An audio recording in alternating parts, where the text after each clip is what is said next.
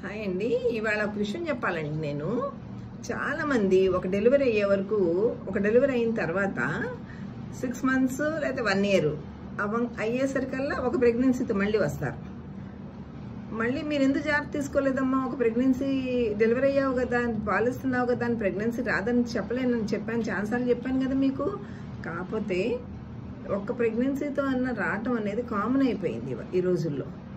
మళ్ళీ అది వద్దని దానికి టర్మినేషన్కి వస్తున్నారనమాట. ఇవి ఒకసారి కండి, ఒకసారి తీసేసేయండి, నెక్స్ట్ టైం నుంచి జాగ్రత్త పడతామంటారు. మళ్ళీ మామూలే నెక్స్ట్ వితిన్ 2 yearsలో కనీసం మినిమం ఒకసారి వస్తారండి ప్రెగ్నెన్సీ వచ్చిందని, వద్దని. సో వద్దని వచ్చింది, మరి ఎందుకమ్మా 2 years అయిపోయింది కదా, నెక్స్ట్ మళ్ళీ బేబీ పుట్టేసరికి 3 years అవుతుంది, లేదా 2.5 years అవుతుంది, ఉంచేసుకోండి ఈ ప్రెగ్నెన్సీ అంటే. మాకు ఒక్కళ్ళు చాలండి, ఇంకా వద్దండి అంటారు. ఒకళ్ళు చాలు అనుకున్నప్పుడు నువ్వు ట్యూబెక్టమీ అన్నా చేయించుకోవాలి, లేకపోతే లాంగ్ టర్మ్కి కాంట్రసెప్టివ్ డివైజెస్ IUCD అలాంటివి అన్నా వేయించుకోవాలి.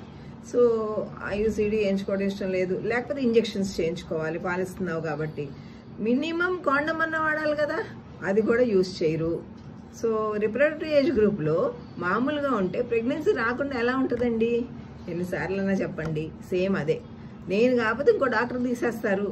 అవన్నీ పెద్ద సమస్యలు కాదు, కానీ మీరు చేయాల్సిన పనులు మాత్రం జాగ్రత్తగా ఉండటం ఒకటి, ప్రెగ్నెన్సీ రాకుండా జాగ్రత్త పడటం. ఒకవేళ ప్రెగ్నెన్సీ వచ్చిందనుకోండి, సింపుల్గానే అయిపోద్ది, ఒకసారి కాంప్లికేషన్స్ లైండప్ అవుతారు.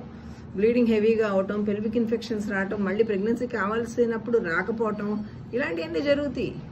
మరి వాటన్నిటినీ మీరు అవాయిడ్ చేయాలి అంటే ప్రెగ్నెన్సీ రాకుండా మీరు ఏదైనా డివైజెస్ వాడాలి, మీరు ఏదైనా కాంట్రసెప్టివ్ డివైస్ వాడాలి. డివైస్ అంటే ఏదో ఒకటి మెథడ్ యూజ్ చేయాలి. Okay, thank you.